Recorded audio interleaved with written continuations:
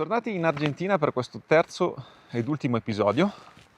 Ci troviamo a San Carlos de Bariloche, quindi inizia questo viaggio in Patagonia, l'ultima parte del viaggio in Patagonia.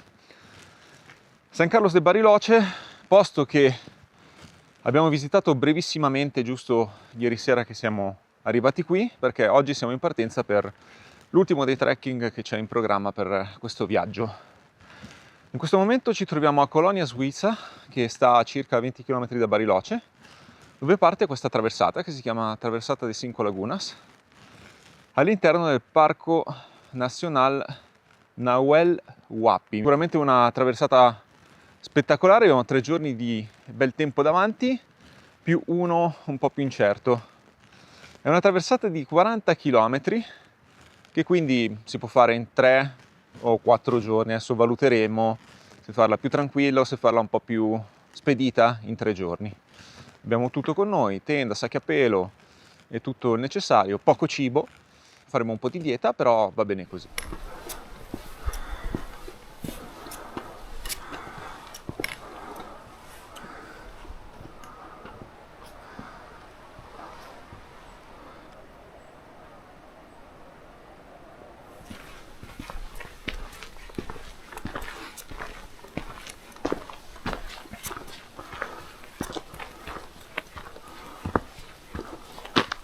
Siamo partiti abbastanza presto, tant'è che il sole deve ancora illuminare il sentiero.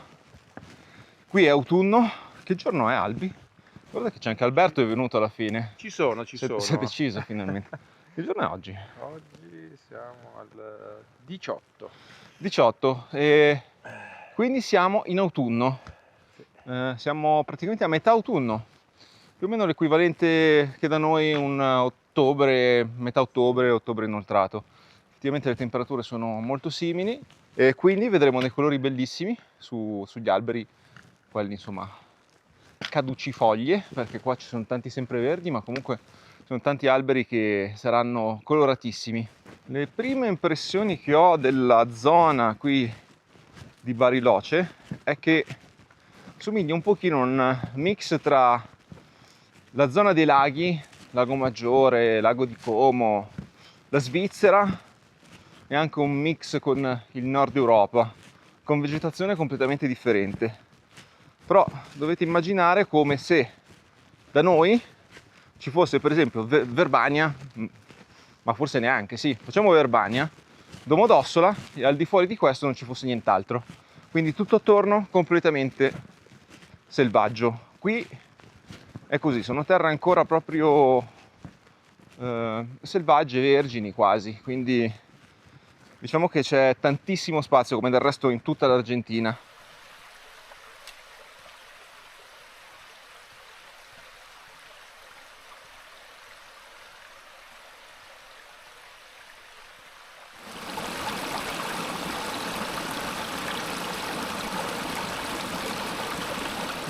Abbiamo trovato i primi 2 trekker, i nostri compagni di avventura, 2 cani con lo zainetto che vanno in giro da soli. Sono degli escursionisti anche loro? loro? Sì, faranno la traversata da soli, in solitaria. Dove vai? Presentati! No!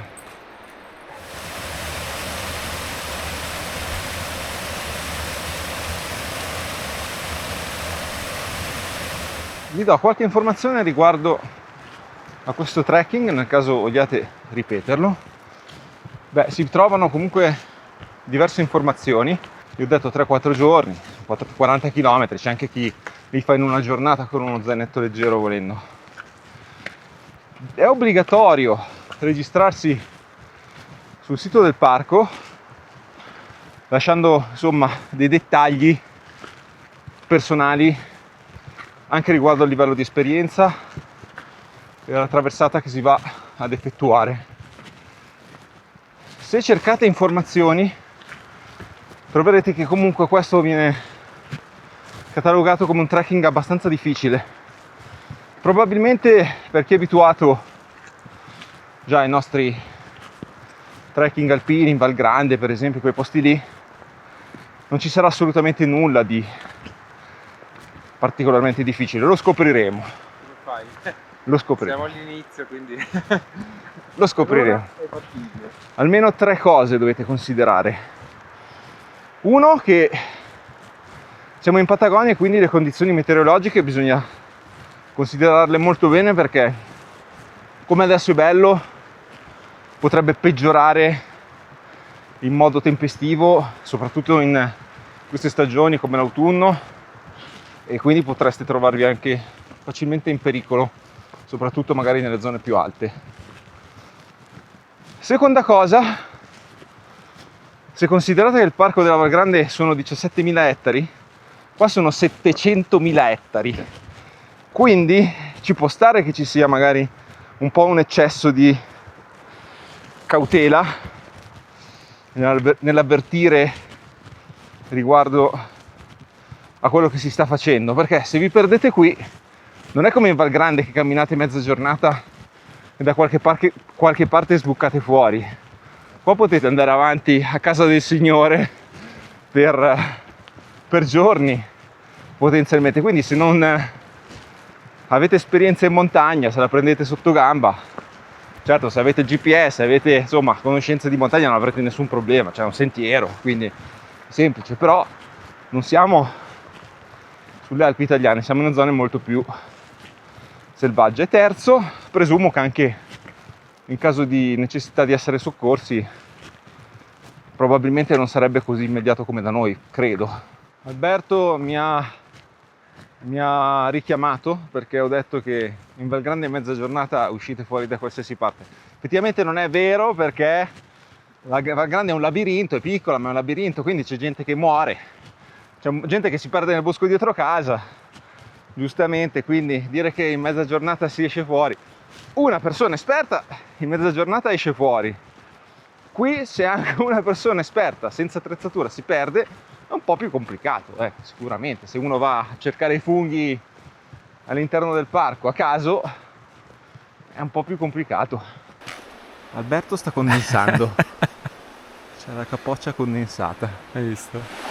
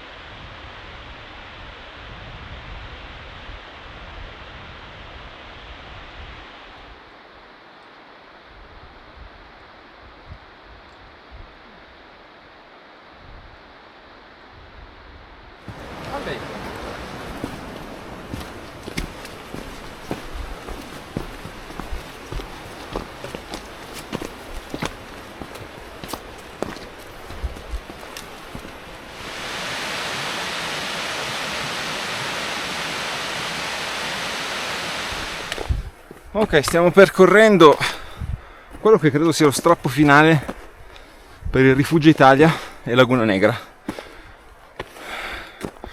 Diciamo che sì, adesso comincia a essere pendente, ma tutto sempre molto molto semplice. Guardate che meraviglia di paesaggio.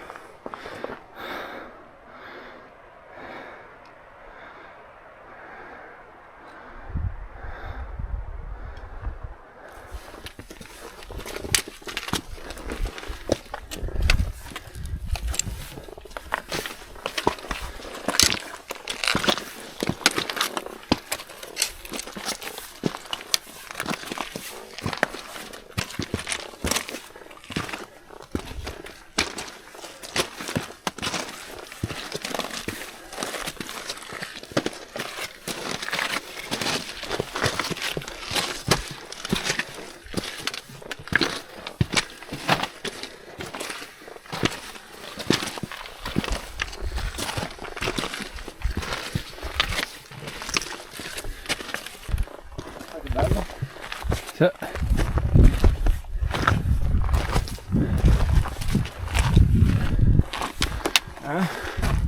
Che posticino, dove porto l'Alberto che si lamenta sempre.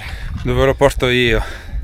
Altro che lui. Sono io che ho proposto l'Argentina. Si lamenta, si lamenta. Siamo arrivati alla prima laguna, Laguna Negra. Molto molto bella.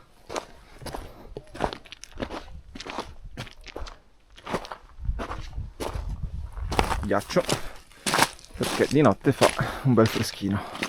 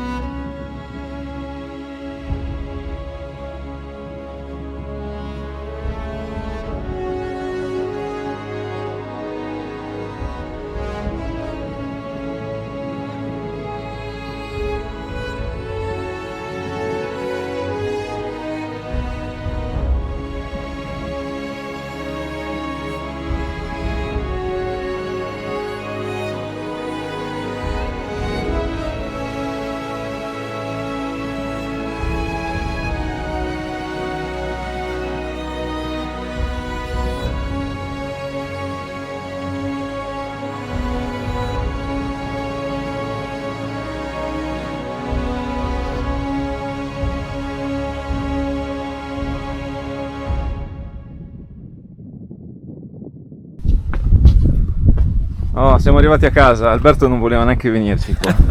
Alberto In non Italia vuole- ci no, sto sempre. Non vuole fare neanche quei 200 metri per venire al rifugio, vero, non è vero. al Rifugio Italia. Ma dov'è che si entra?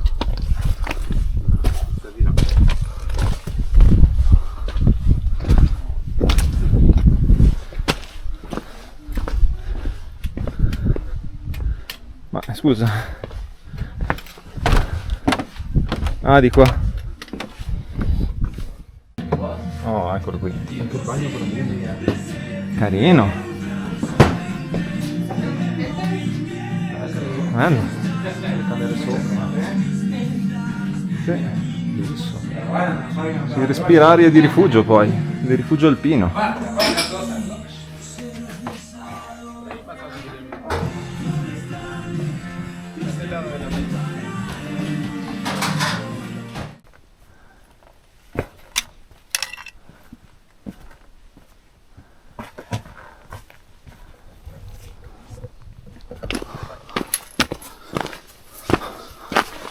Ma tipo con i due perri è venuto di qua anche lui. Sì. Roba alta quei perriti, poverini, mi sto un po' paura a fare quel passaggio.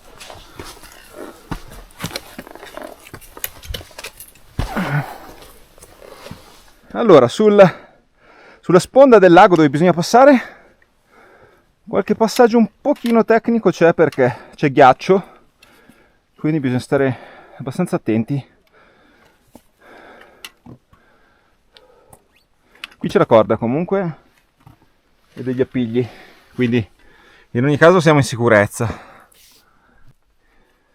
Altro passaggio un po' tecnico, ecco vedi, lì devi alternare i piedi giusti, ecco adesso lì sinistro, poi destro, sinistro e vai tranquillo. Tranquillo, proprio 100% non sono. Beh, sarai al 99,9 però, no?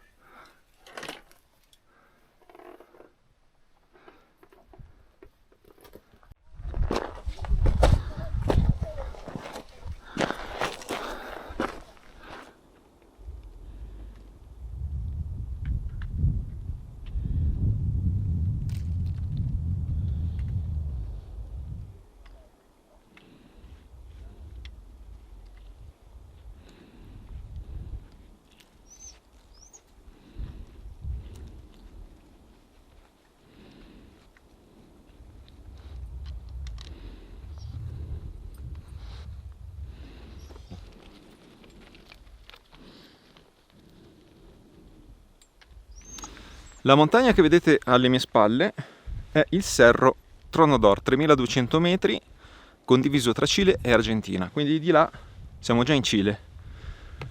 Quella lì invece, in mezzo a quel bellissimo bosco, color porpora, è la laguna Giuvu, una delle 5 lagune, ne abbiamo già toccata una, quella sarà la seconda, dove probabilmente pernotteremo, o pernotteremo in questo boschetto qui sotto, o lì alla laguna.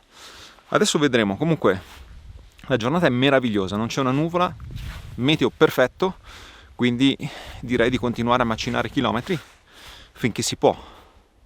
Oltretutto la stiamo prendendo comunque tranquillamente, ci stiamo godendo tantissimo la camminata senza correre.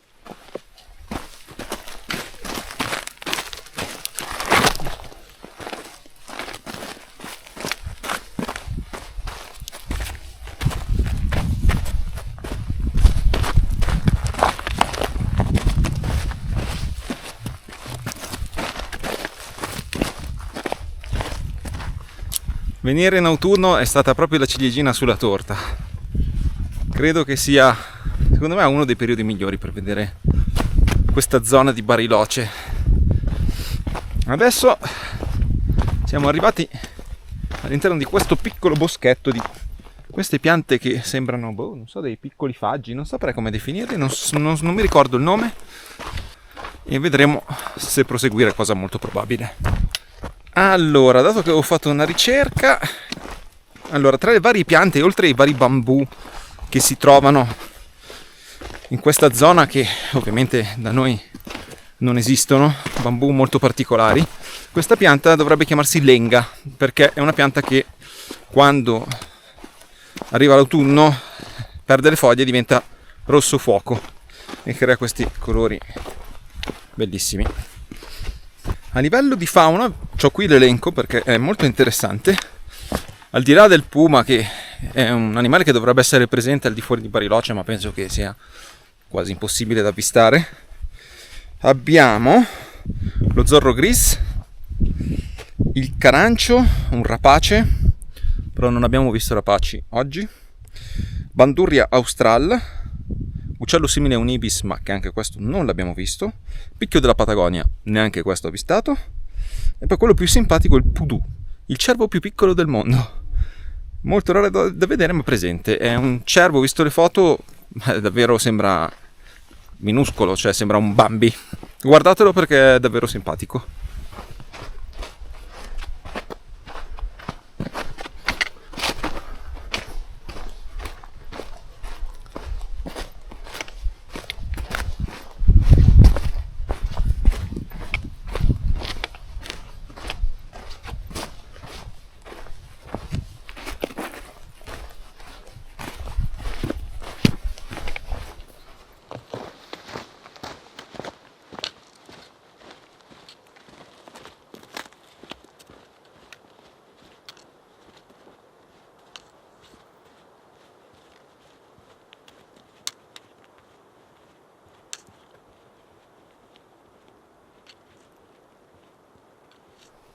Ecco qui il bambù di cui vi parlavo prima, qua è pieno dappertutto, siamo entrati nel bosco, è cambiata completamente la vegetazione abbastanza fitta e un sentiero ripido ma tranquillo su terra morbida.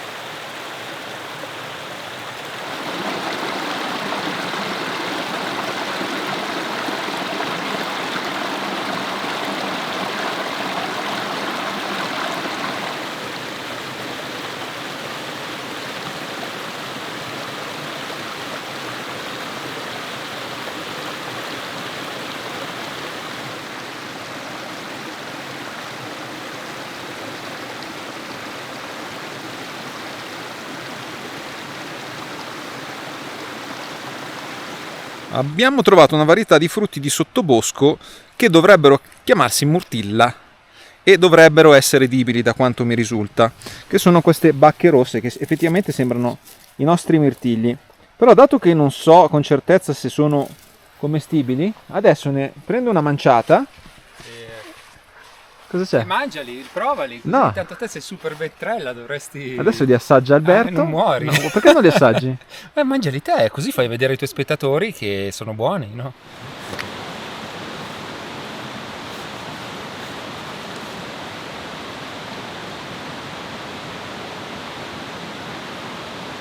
Abbiamo scelto di pernottare nel punto più basso del percorso, in riva al fiume. Siamo in una zona molto riparata, temperatura gradevole, abbiamo il fiume, quindi possiamo sciacquarci, possiamo prendere acqua a volontà ed è molto bella la posizione. E io ho le ciabatte, lui no. Alberto ha le ciabatte, io no, io camminerò scalzo.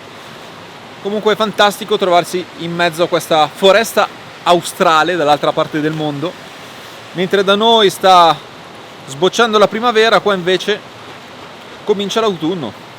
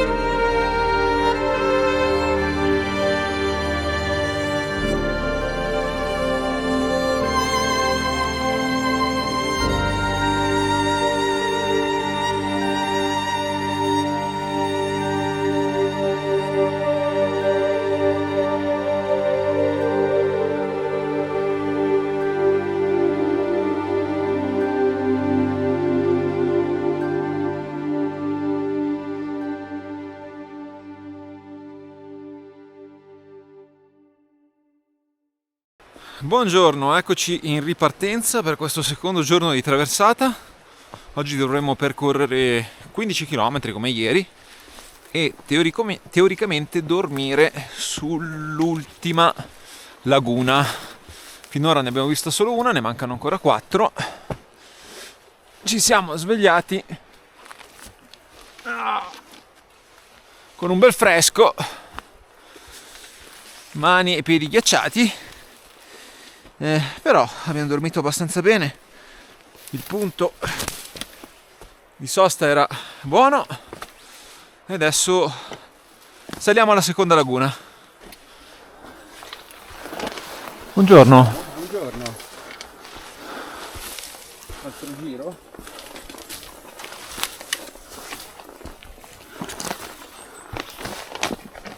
Tutto bambù.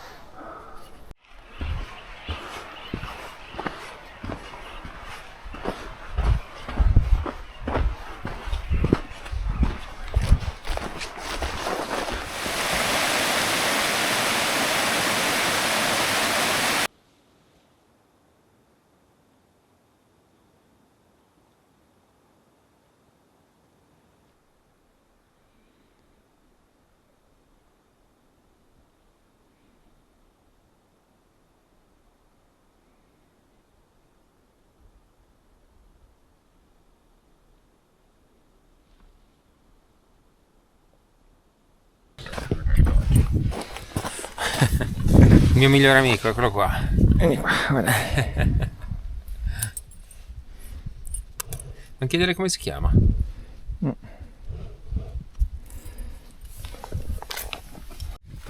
Ecco, diciamo che qua alla Laguna Cab si entra nel cuore della traversata perché non c'è il sentiero, bisogna ravanare e in mezzo a questi piccoli faggi australi fittissimi.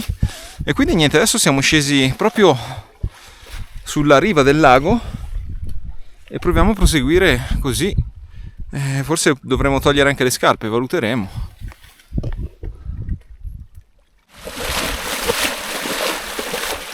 L'unica soluzione che abbiamo trovato è questa, a piedi, cioè non vi dico il gelo, probabilmente io perderò i piedi, Alberto almeno ha le ciabatte.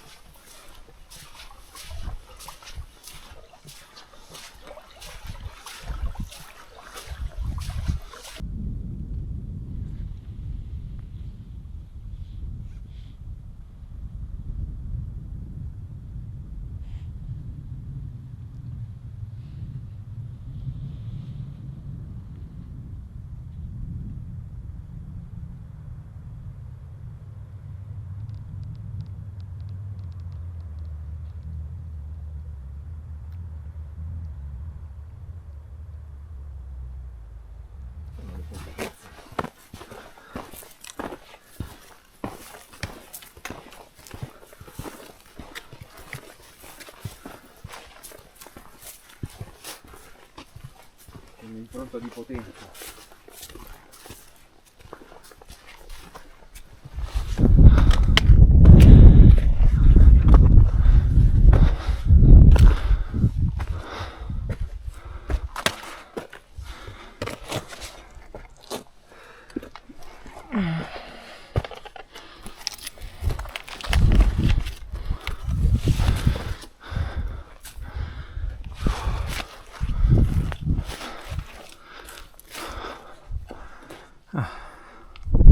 C'è da salire quella scala.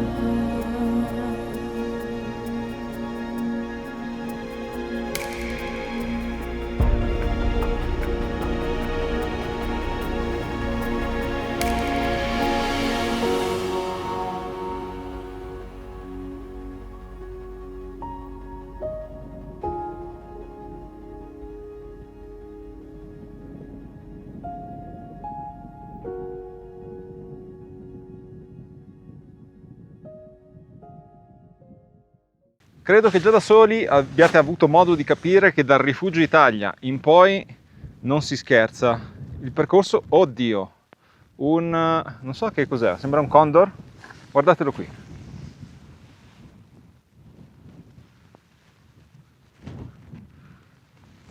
Un rapace comunque.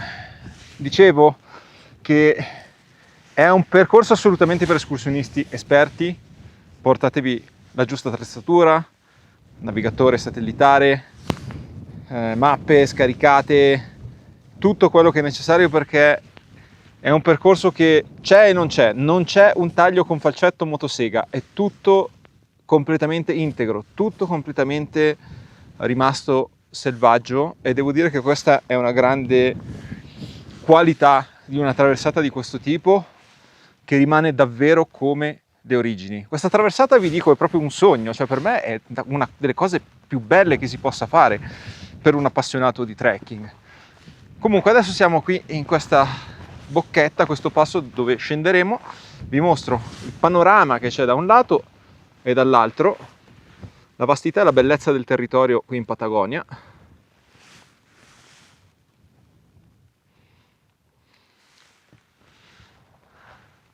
Senza nulla, senza una costruzione, senza un segno di traccia umana. Tutto come le origini. Adesso stiamo scendendo, abbiamo dovuto mettere anche i ramponi perché c'è quel pochino di neve, però bella ghiacciata. E quindi, insomma, un tratto un po' impegnativo. Quando avevi la tua età, da chi? Passavi con una gamba sola.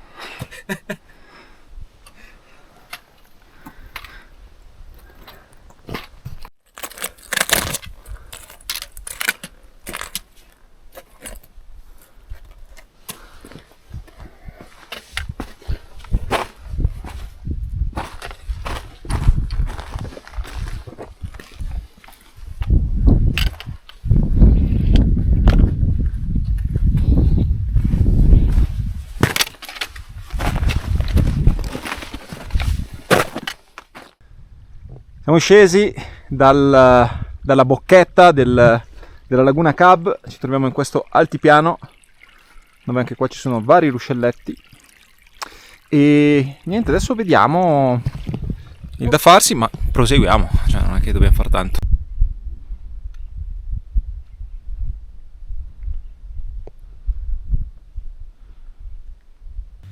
Sono le 4:30 e abbiamo deciso di fermarci qui in questo pianoro spettacolare.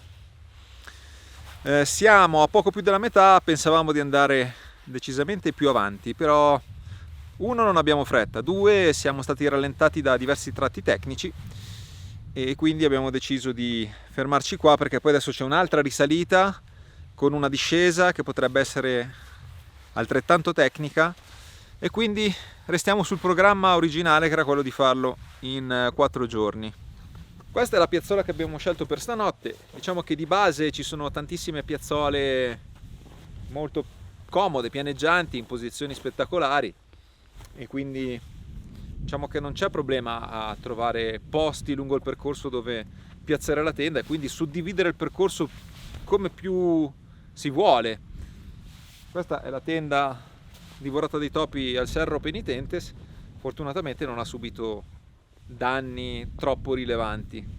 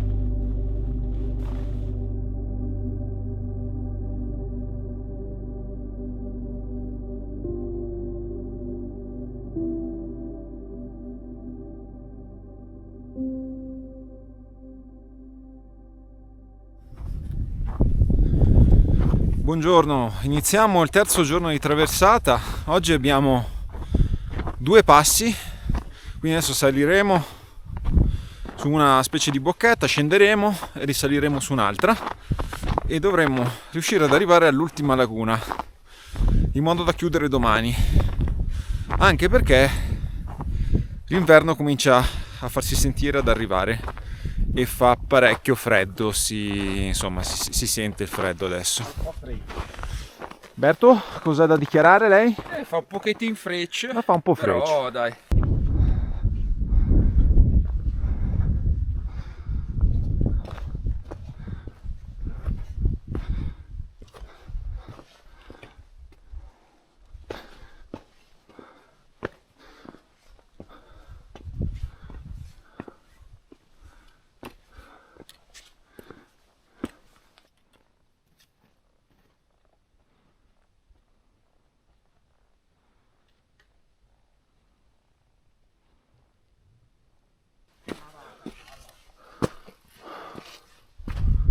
Eccoci sulla vetta del primo passo, diciamo.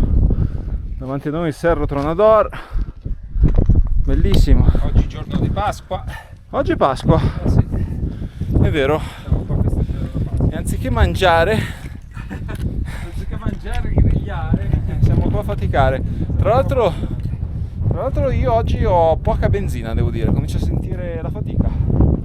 E la giornata non è più bella come gli altri giorni. Comunque, percorso anche qua molto bello, tutto su granito, un ambiente molto aspro e isolato, ma bello, abbastanza semplice, non ci sono particolari difficoltà, qualche tratto un pochino esposto, sempre escursionisti esperti.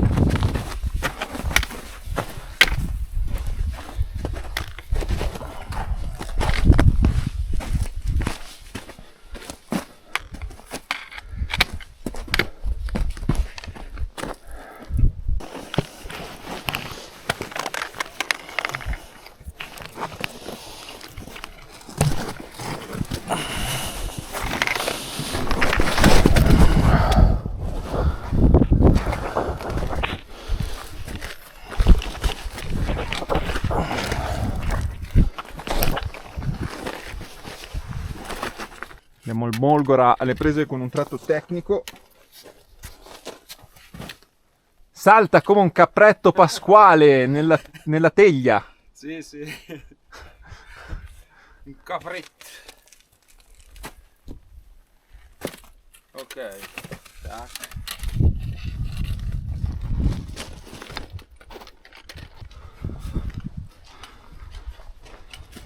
La nostra discesa da qualche parte di sopra è stata decisamente molto impegnativa. Questa è la terza laguna, Laguna Creton, quella più piccolina.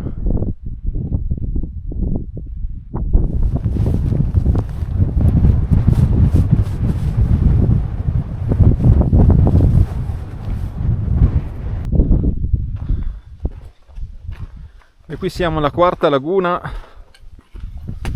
Laguna Azul, un colore meraviglioso, blu intenso.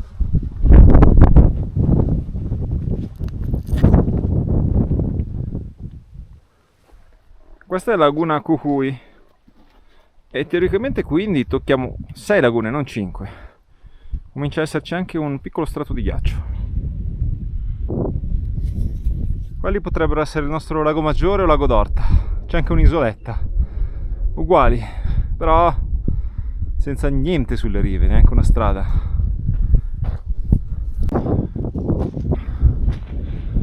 L'ultimo passo in quota a 1950 metri.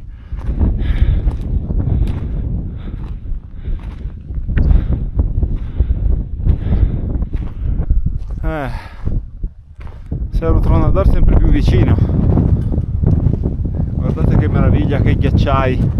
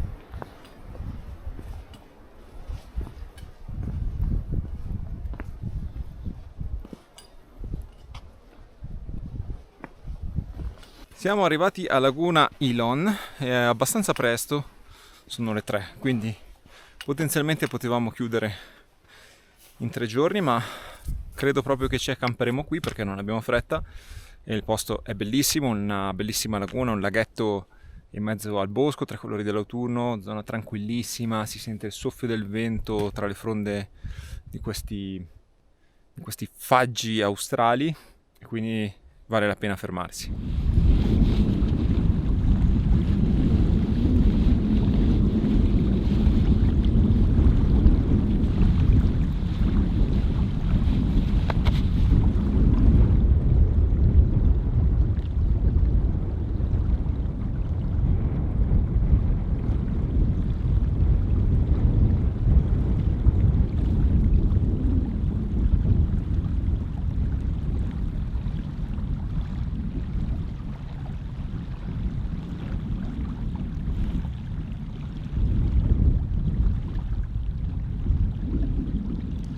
Allora, questo qui è il rifugio Ilon, dove si può dormire in tenda, si può prendere un igloo come quello in cui siamo dentro adesso, si può mangiare, si può bere qualcosa ed è veramente molto molto carino. Proprio in riva al lago, c'è praticamente un glamping.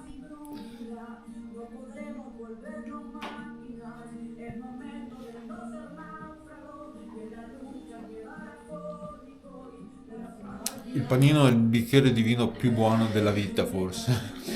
No? Ce lo ricorderemo questo qua. Abbiamo consultato le previsioni al rifugio, i rifugisti ci hanno detto che le previsioni sono in peggioramento, già da stasera arriva pioggia e soprattutto martedì un diluvio.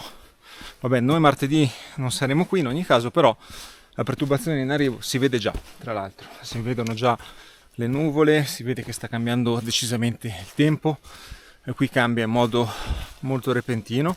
Ultima notte passata sotto l'acqua, ma con temperature gradevoli, e adesso scendiamo finalmente in direzione di Pampalinda.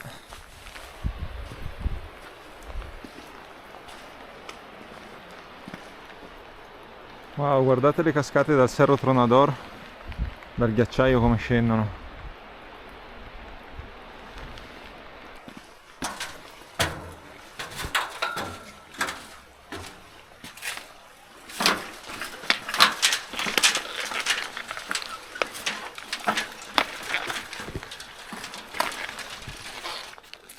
Ed eccoci arrivati a Pampalinda, dove c'è il ristorante, camping e forse anche il wifi per organizzarsi un trasporto.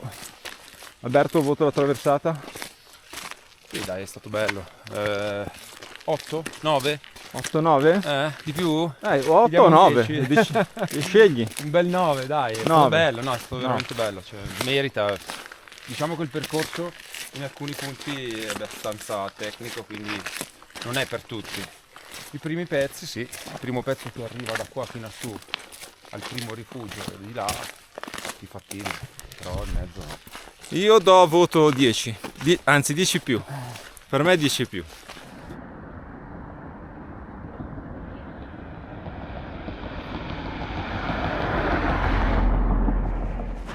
Bentornati nuovamente in Patagonia, ci troviamo ancora più sud stavolta a El Calafate, l'ultima tappa in Patagonia stavolta per fare una gita un po' più turistica a un grande classico, il Perito Moreno, e domani visita a El Chaltén ai piedi del Fitzroy, quindi due grandissime icone della Patagonia che insomma vanno assolutamente viste.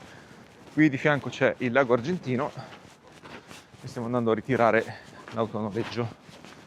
El Chaltén ricorda tantissimo una città della penisola scandinava come potrebbe essere una città della Svezia, della Finlandia o della Norvegia. Tutto molto preciso, molto ordinato, direi anche poco argentino, molto molto europeo.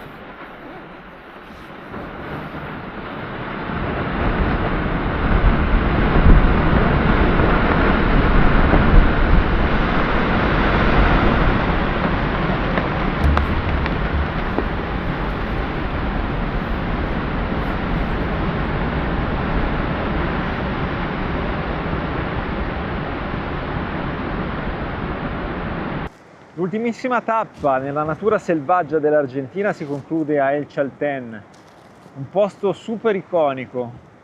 Secondo me che si potrebbe quasi paragonare alle tre cime di Lavaredo, anche se qua vabbè siamo su forse anche altri livelli perché sono pareti di arrampicata estrema, ripide, verticali su ambienti glaciali assurdi. Sembra di stare in un ambiente da film praticamente, da favola, un posto quasi surreale, in mezzo alla Patagonia, in mezzo al nulla c'è questa sorta di isola bellissima tra delle montagne incredibili. Purtroppo qui è andata un po' male perché le condizioni meteo non sono ottimali e sapete quando dicono che tira vento forte in Patagonia? Ecco, adesso vi faccio vedere cosa significa il vento forte in Patagonia perché provo ad alzarmi, adesso sono un attimino riparato, volevo fare una passeggiata al passo dello Cóndores e un altro passo successivo dove si ha una bellissima vista sulle montagne anche se ci sono tante nuvole. E adesso vi faccio vedere la potenza del vento della Patagonia.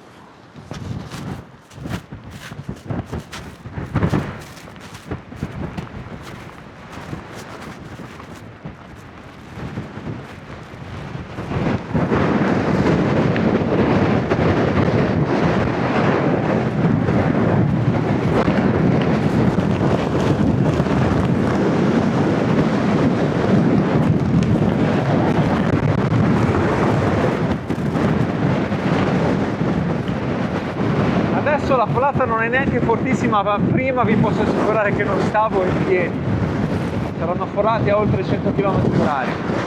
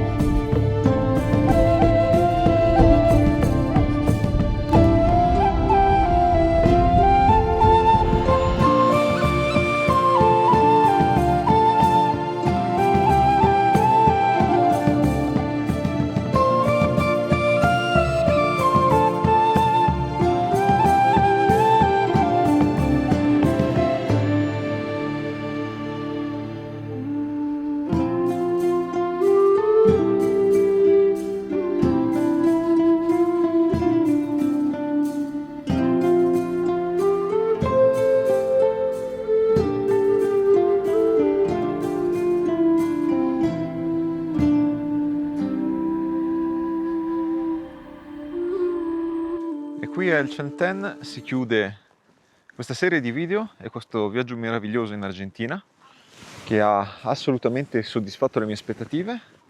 È stato, diciamo, un sogno realizzato. Vi ricordo di iscrivervi al canale, di lasciare un commento se vi sono piaciuti questi video, di magari ordinare il libro che è uscito da poco in libreria. Comunque vi lascio tutti i link in descrizione, lo troverete sempre in descrizione nei miei video d'ora in poi, il link per l'acquisto del libro, e ci salutiamo con questo bellissimo panorama da favola sul Fitzroy alle spalle che finalmente risulta ben visibile. Grazie, alla prossima!